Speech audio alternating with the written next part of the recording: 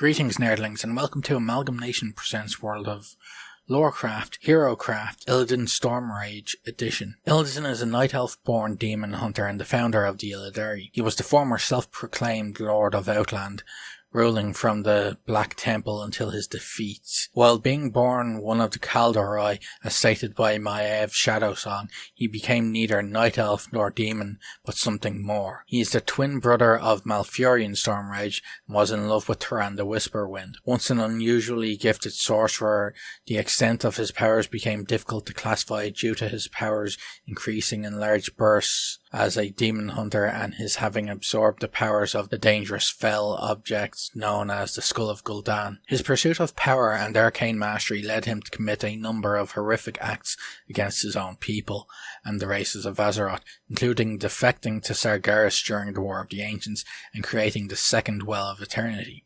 For his actions he was imprisoned for 10,000 years until his release during the Third War. He came to be called the Betrayer for his acts against the Night Elf people and carried the title of Lord of Outland.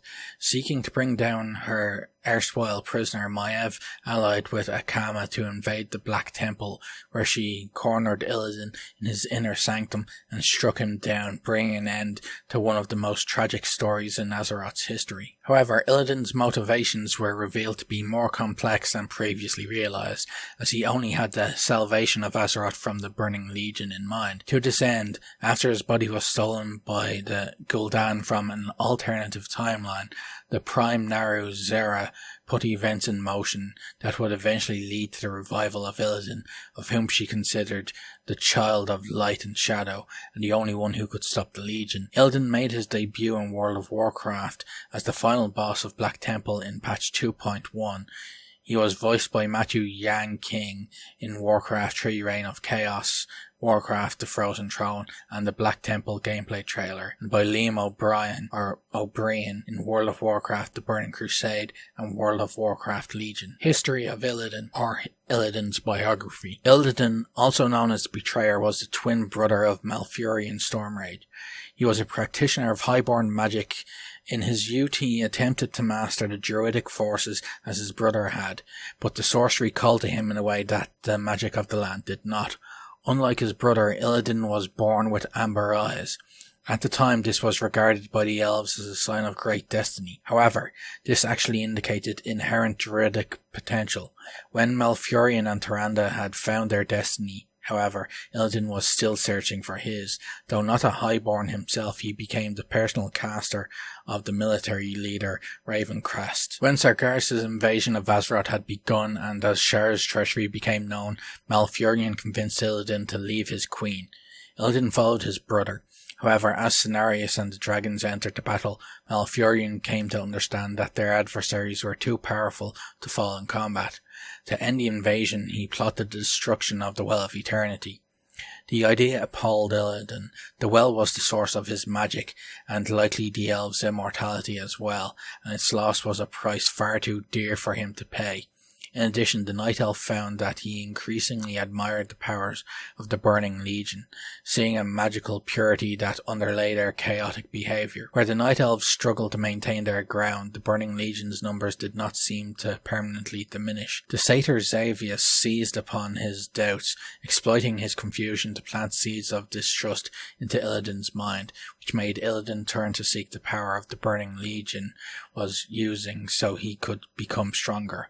While in his mind this was to help defeat the Burning Legion, he actually helped them by giving Sargeras the demon soul to make the opening for the portal. Illidan had strong feelings for Tyrande Whisperwind, a novice priestess in the Sisters of Elune. Illidan so desired to impress Tyrande that he often acted without thinking, particularly in magic. He never realized that these displays weren't quite what the priestess was looking for in a mate. But while Illidan struggled to win her heart, none of them realized that the battle was over soon after it had begun. Tyrande had chosen Malfurion almost from the beginning. Xavius knew of this and used his power to darken Illidan's thoughts, convincing him that if Malfurion were to die, Illidan would no longer have a rival for Tyrande's love. Finally, the sight of Tyrande in the arms of his brother Malfurion shattered his final ties to the Defenders. Illidan, with a new plan spurred into his mind, journeyed to Zin Azshari.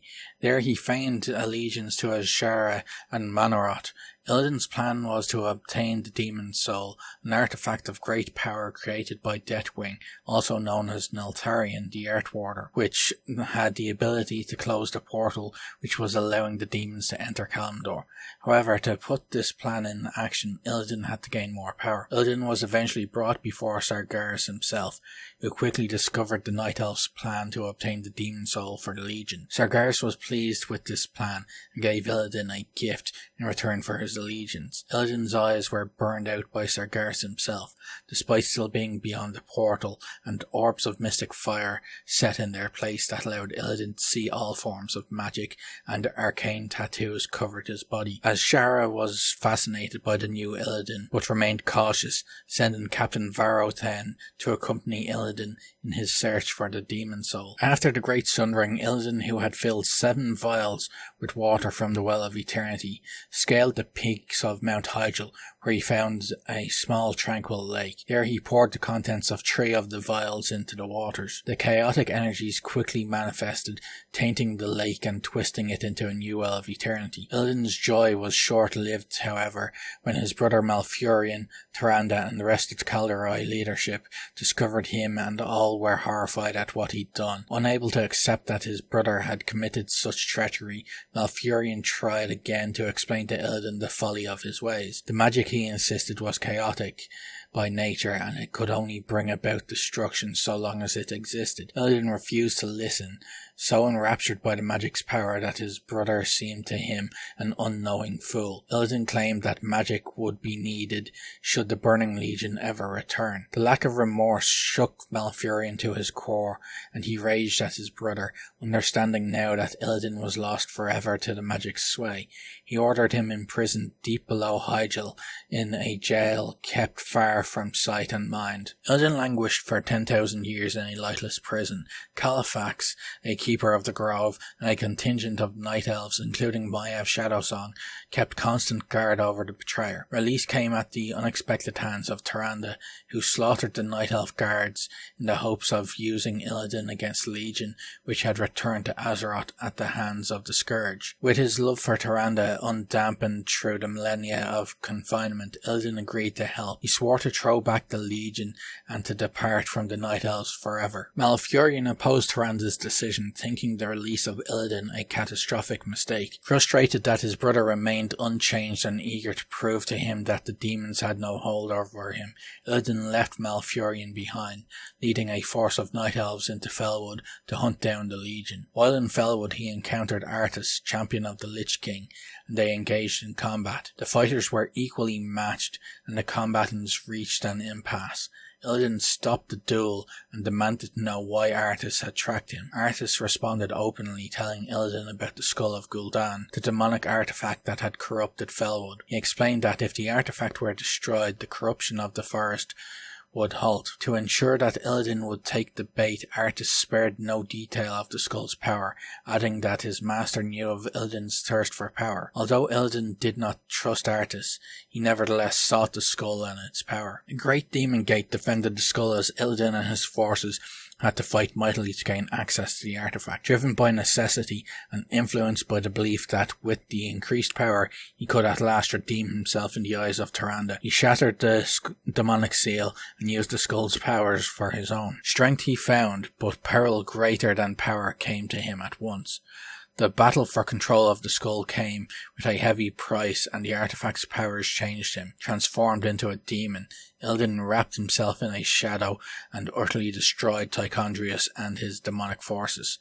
But with victory came devastation. Tyrande and Malfurion sensed the demonic power lurking within Illidan and turned away with disgust and despair. Malfurion chastised his brother, convinced that Illidan had traded his soul for more power. Enraged, Malfurion banished his brother from the forests. Feeling his sacrifice and effort were unappreciated, Illidan muttered, "So be it, brother," and left the Night Elf lands. After the Legion's defeat, Illidan was visited by Kil'jaeden, who, while noting Illidan's track record with the Legion, offered him one final chance to serve them. He told Illidan to seek out the Frozen Throne and destroy it. Ner'zhul had grown far too powerful for Kil'jaeden to control, and Illidan was to remove him from the equation in exchange for more power and magic than he could dream of. Kil'jaeden granted him the Orb of Kil'jaeden to aid him in this task. By harnessing Gul'dan's enchanted skull, Illidan came to possess the Warlock's memories,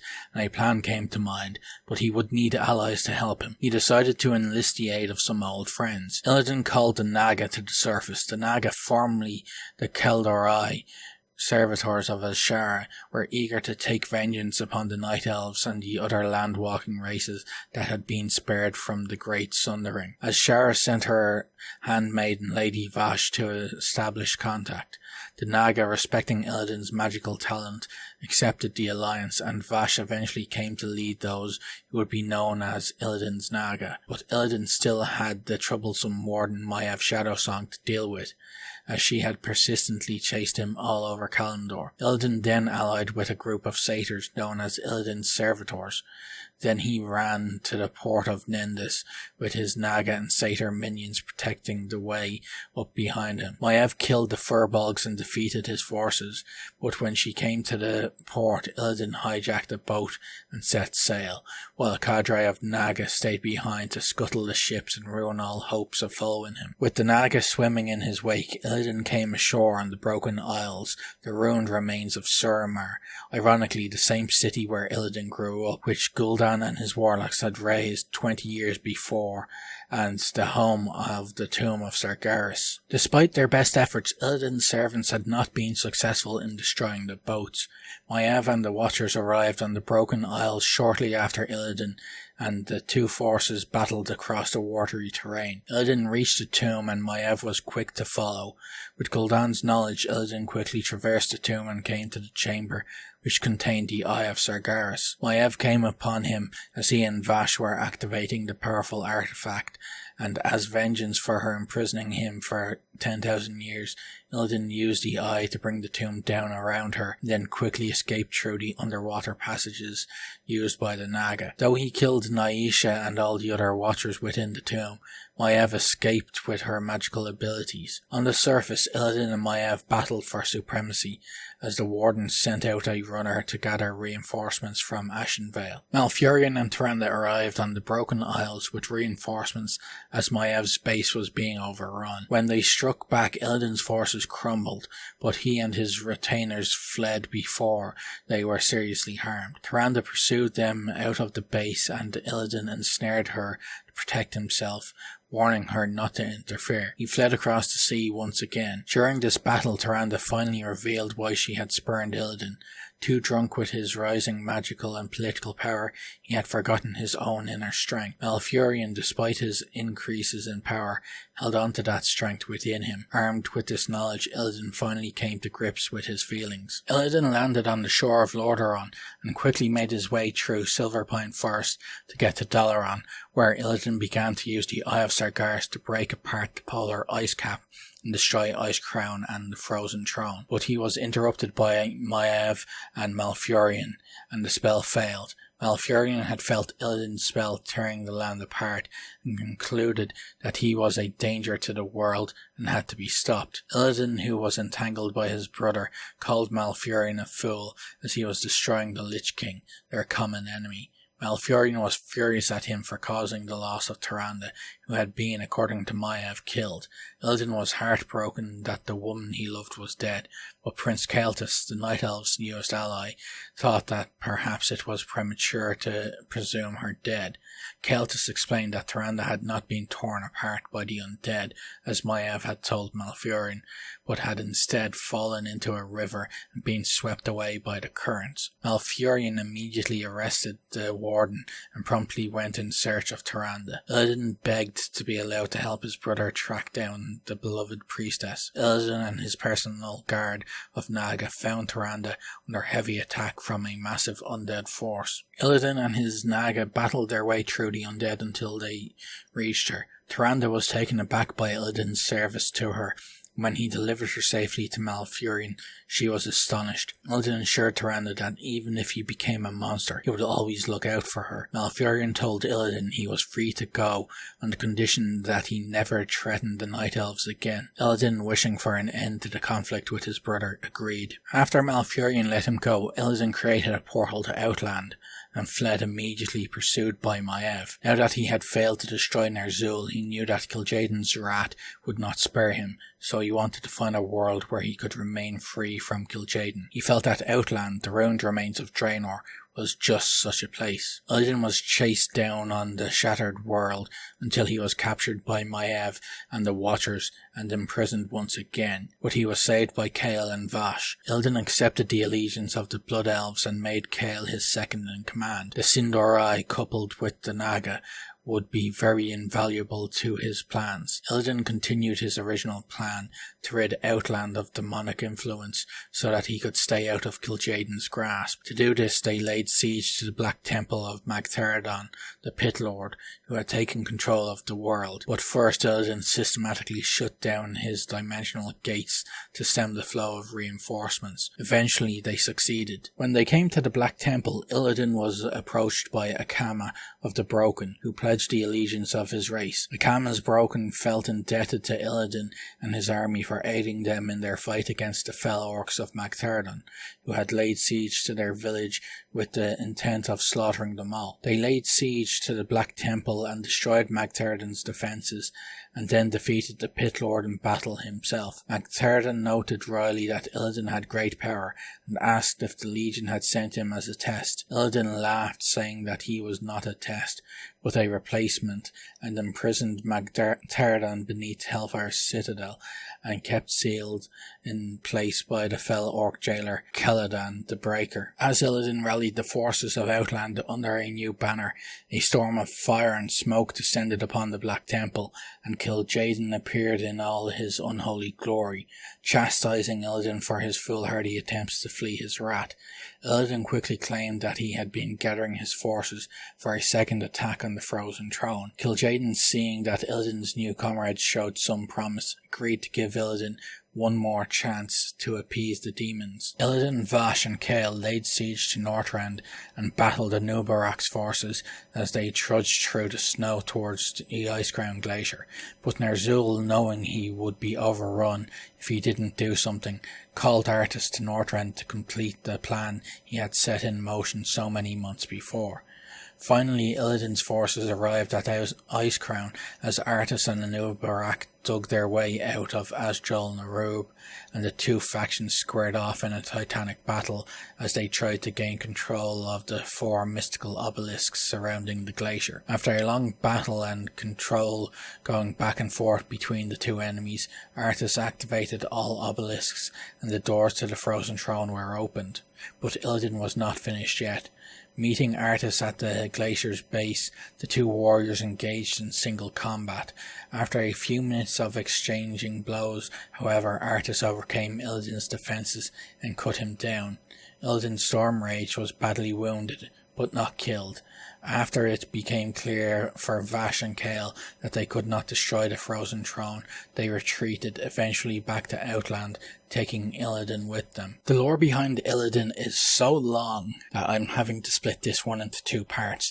The next part will be seen on Thursday instead of the Weaponcraft for his Twin Blades of Azeroth, and the Twin Blades of Azeroth will be on Sunday instead of Thursday, simply because, as you can see right now, this is reaching 20 minutes long, nearly, and I'm about 1/3 of the way through all of the lore on Illidan. That's how important this guy is, and how fucking amazing he is. He's one of my favourite characters. So, thank you for watching, and as always, remember, play to game and game to play.